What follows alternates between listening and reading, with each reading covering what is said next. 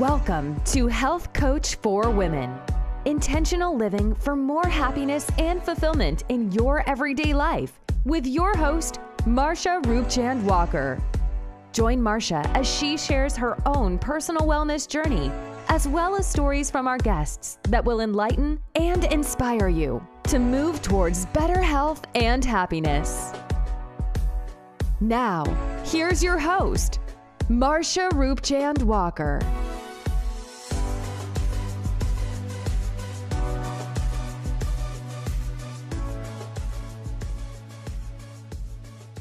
Welcome to another episode of Health Coach for Women, a podcast where we explore alternative solutions for better health and wellness. And I am your host, Marsha. Thank you so much for joining me today. Now, before we get started, go ahead and click that like button, share, and subscribe.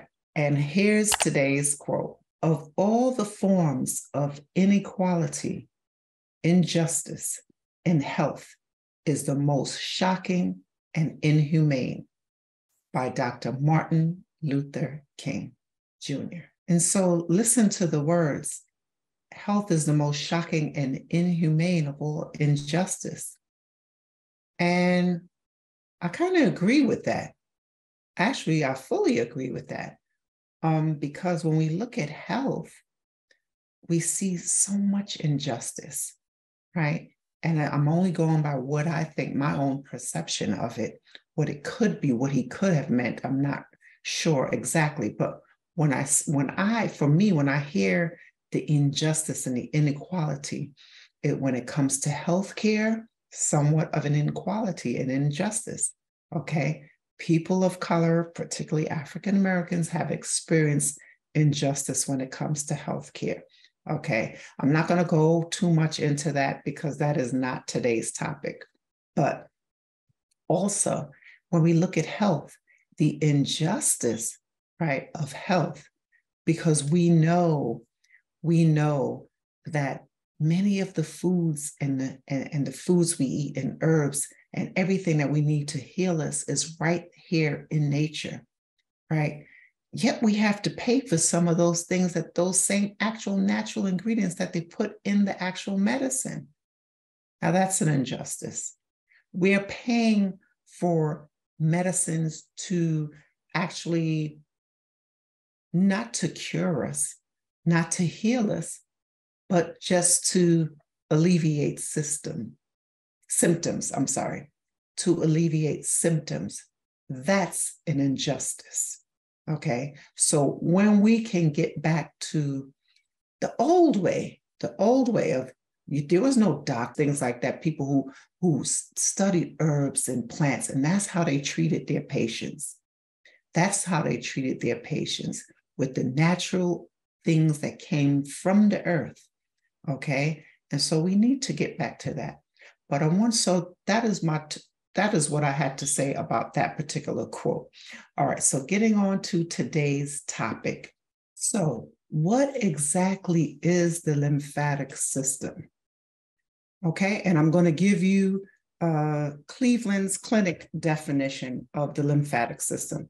Okay, so according to Cleveland Clinic, their definition is the lymphatic system is a network of tissues, vessels, and organs that work together to move a colorless, watery fluid called lymph back into our circulatory system, which is our bloodstream.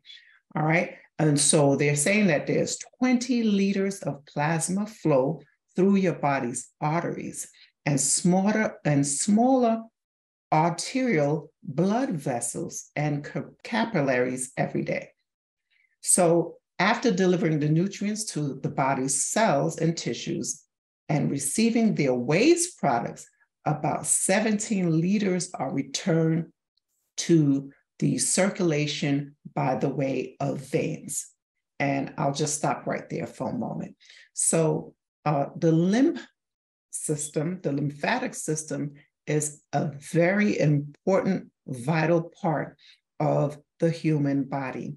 And it is necessary because we need it. So what happens is when the cells, because our actual body cells dispose of waste, right? And so the body takes in the nutrients that we need and dispose of the rest, right? Which comes out in a form of either feces or urination, okay? So the cells actually eliminate waste.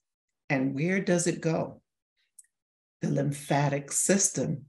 It goes through the lymphatic system, through the lymphatic system, right? And so this is necessary for health. And, when they say the lymphatic system is necessary for your immunity, well, I think it is the immune system, because look at what it's doing. Yes, you have the cells, right, that make up fighting and protecting your immunity, right, from certain viruses and bacteria, right, pathogens, right? And so your cells does that. They do their own job in fighting against invaders that intrude the body. But the lymphatic system is the one that collects all that excess weight and eliminates it. But what happens when it gets clogged? What happens when it's not able to eliminate all the toxins that's building up? What happens? You see, and this is the important thing. We need to be able to make sure your lymphatic system is very important. That's why it's important that we need to clear the lymphatic system and clear out the lymph nodes. You have lymph nodes in various parts of the body. Here, you have lymph nodes here, you have lymph nodes under the armpits, you have lymph nodes in the groin area. Okay, so this is very important. And so with people who have lymphedema, right, the swelling of the legs, the lymphedema, and it doesn't go down. And they say it's hard to get rid of. You can't get rid of it once you have it, right? When you have this lymphedema. There's some backing up. There's some backing up where the body is not able to work properly. There's some type of clog in the body, right? It's not being able to get rid of that excess fluid, right? And so so this is what happened. And so what we need to do, we need to make sure that we are clearing our lymph, and that is why sleep is so important as well. That is why sleep is so important, because at night when we sleep, not only is a way to refresh the mind, but it is a way to detoxify the body, right? It is a way to detoxify the body. And another interesting thing that I found out, that I discovered, is that we don't have lymph nodes in our brain, right? But what do we do when the cells in our brain wants to eliminate waste? There's a methodology for that. The body is so amazing in how it works and functions on its own, autonomously, without any help from us, right? That it does to keep us in that homeostasis state. So it's so important. But let me go on to say this. The key functions for the lymphatic system, I'm just reading this here in the notes here, that it maintains fluid levels in your body, and it collects excess fluid that drains from the cells, as I mentioned, and tissue throughout your body, and which returns, as I mentioned before, to the bloodstream. It also absorbs fat from the digestive tract. Lymph includes fluids from your intestines that contains fats and proteins and transports it back into your bloodstream. Okay, again, as I mentioned, it protects against foreign invaders and is part of the immune system. Well, I say it's the immune system.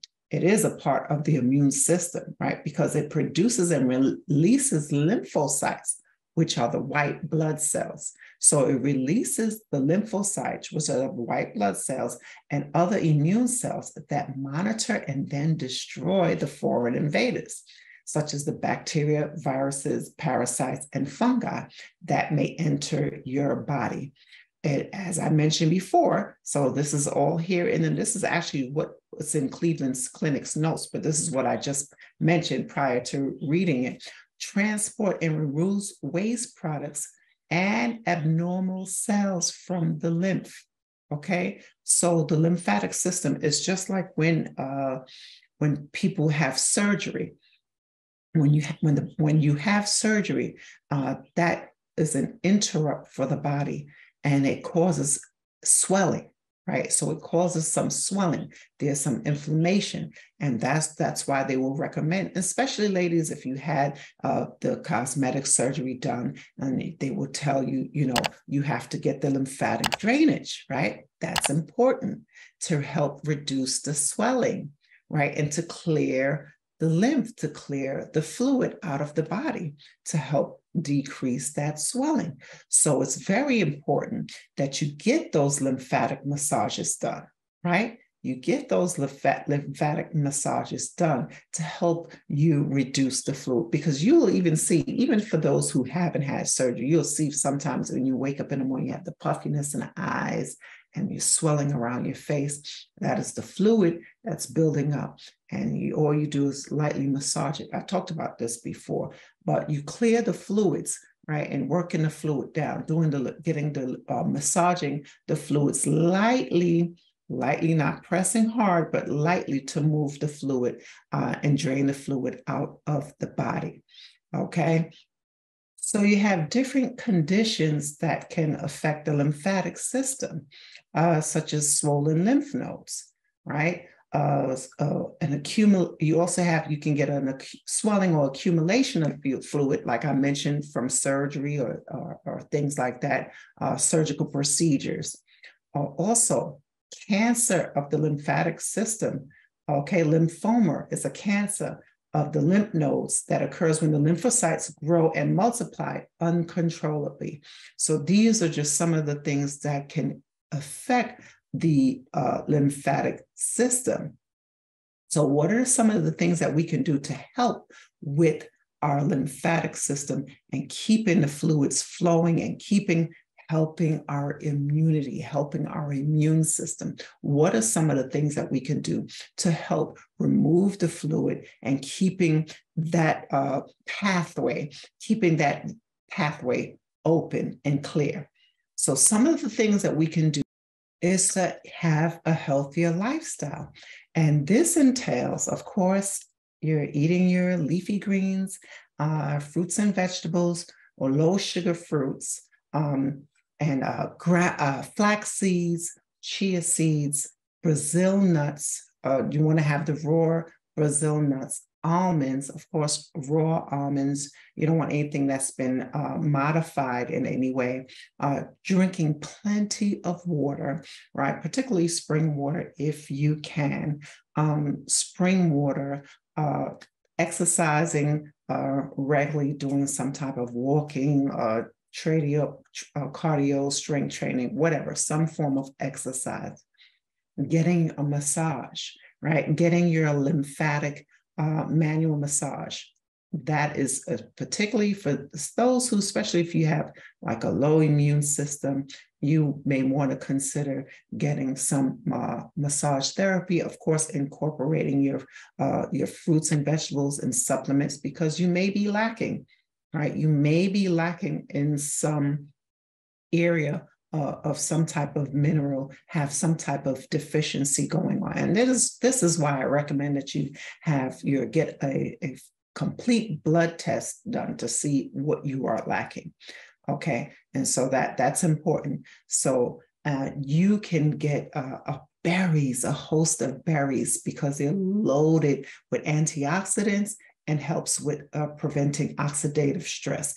You want to be able to consume the foods that are, of course, natural, organic foods that can help you.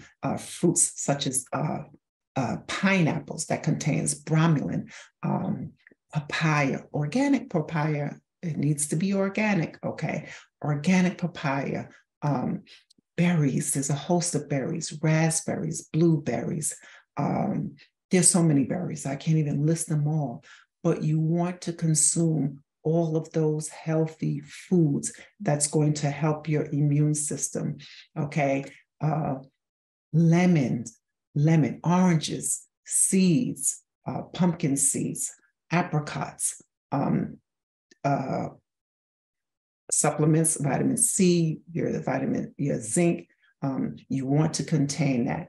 But one of the things that they have here is avocados, right? Which I love avocados. It doesn't even have a taste, guys, but it's healthy for you, right? It contains the good fat that we need. It's healthy for you. And they recommend using extra virgin olive oil, right? So if you are going to have your salad, you can put some apricots. Well, you can put some apricots in there too. Some avocados. You can add your nuts. You can add your seeds, so maybe your flax seeds. You can add different things to your salad.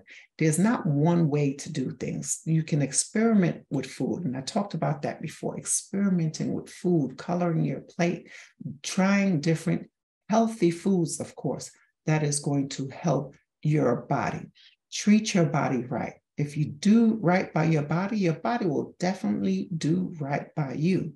Okay. And so these are some of the things that we need to help with the lymphatic system, to help our immunity and keeping our body healthy and strong. Okay, so that is what I wanted to mention on that. I also wanted to mention garlic. It attacks harmful microbes, okay, in the body, and it also helps to get rid of toxins in the body. Turmeric is another one. All right, turmeric helps again as reducing inflammation, improve circulation, and you want to also try sea moss. I didn't talk about sea moss. Sea moss is loaded with vitamins and minerals. You can try getting some sea moss, making sea moss. Okay, that's another good one. Seaweed, it helps to detoxify and eliminate excess fluid that can build up in the tissues. All right, so you want to eat the healthy foods. You want to stay away from, and I say it like a broken record almost every week, if not every week, right? Avoiding the high processed sugary foods, processed meats, things like that. You want to have as many eat as many healthy foods as possible. Fruits, again, berries, right? And so these are the things that we need to consume if you want a healthy lymphatic system. So I want to get back to what I mentioned earlier. I want to circle back. I didn't go in detail about it, but I talked about the brain and how is waste from your brain eliminated because it's not from the lymphatic fluid. It's not from the lymphatic system. Well, I have an answer to that. Check this out. Bad news for all of us insomniacs out here, but as we do more research into the brain, we're increasingly realizing that sleep is one of the most essential things we need to be functioning, healthy human beings. And new research looks into how sleep helps us maintain clean brains. But what does that mean? And why is that important? Well, to understand this latest news, we have to go back to 2013, when a study of mouse brains found that while those furry little rodents slept, neurotoxic waste products got swept away. Some kind of cleaning crew comes in overnight and gets rid of built-up stuff like beta amyloid, that sticky peptide that can aggregate into plaques and disrupt brain function. Amyloid plaques are highly associated with the occurrence of diseases like Alzheimer's, and the amyloid hypothesis suggests that amyloid plaques could be the primary cause of that devastating disease. So it's real nice that your brain can get rid of it while you sleep. That 2013 study saw an interesting relationship. While the mice slept, their lymphatic systems opened up. This let in a big wash of cerebrospinal fluid, or CSF, which seemed to clear these waste products away. And just so you know, CSF is a watery, clear substance that surrounds your brain and spinal cord and acts kind of like a little cushion to protect your brain and provide it with nutrients. A team at Boston University took this 2013 finding and wanted to know exactly how. In this new study they published in Science, the researchers delved into what about sleep was so special. Why did a sleep state in particular allow for these changes in the brain? The team got human participants to fall asleep inside an fMRI machine, which seems like quite a feat in itself, and which let the team measure both the blood oxygen levels in the participants' brains and show the flux of cerebrospinal fluid. They also measured the electrical currents in subjects' brains using an EEG cap. The results gave the team a pretty clear answer, one that came in waves. We've been finding out more over the past several years about the phases our brains go through while we sleep, and how those phases are essential to information processing and memory formation. And it turns out it's not just during rapid eye movement sleep or REM sleep that our brains are consolidating information and committing it to our long-term memory, but they're doing it during non-REM sleep too. And in humans, these two states of sleep, REM and non-REM, alternate throughout the night. Non-REM sleep is divided into 3 stages, and that third stage is our deepest state of sleep, called slow wave sleep. During slow wave sleep, electrical activity slows down and syncs up. So our neurons start to fire in sync with one another at quite a slow frequency that neuroscientists call delta waves. And while slow wave sleep has been shown to be essential to memory formation, this latest study is the first to demonstrate exactly how those slow waves keep our brains clean and healthy. From all of their many measurements, the Boston team saw that during slow wave sleep, the brain was actually being washed by waves of cerebrospinal fluid, like a little free nighttime spa for your brain. See, when neurons start to fire in sync, they're all electrically active at the same time, and that means there's empty time in between activity. When those neurons aren't firing, they need less oxygen, so less blood is flowing to the brain, but cerebrospinal fluid comes in and fills in that extra space. So this pattern in CSF flow is intrinsically linked to neuron firing. The neurons light up, the neurons go dark, the CSF comes in, the CSF goes out. It's all very relaxing. This study not only found a direct relationship between electrical activity in the brain and this CSF cleansing mechanism, but also confirmed that an increase in CSF is linked to an increased clearing of neurotoxic waste products like beta amyloid. This indicates that sleep, and slow wave sleep in particular, is essential to clearing out all the gunk in your brain garbage, if you will. And the thing is, we still don't understand a whole lot about neurodegenerative diseases like Alzheimer's. We know that we see these buildups of amyloid plaques. We know that a protein called tau causes damage to neurons, but so far, our forays into developing treatments that target those variables haven't been very fruitful. So improved understanding, like this new study provides of how the brain clears out toxic buildup naturally, could help us combat neurodegenerative diseases in novel and innovative ways. How interesting is that? The mind, the body is so intelligent. It's so amazing. So according to the video, what they're saying is that the slow wave sleep is beneficial because it helps to bring in the cerebral spinal fluid.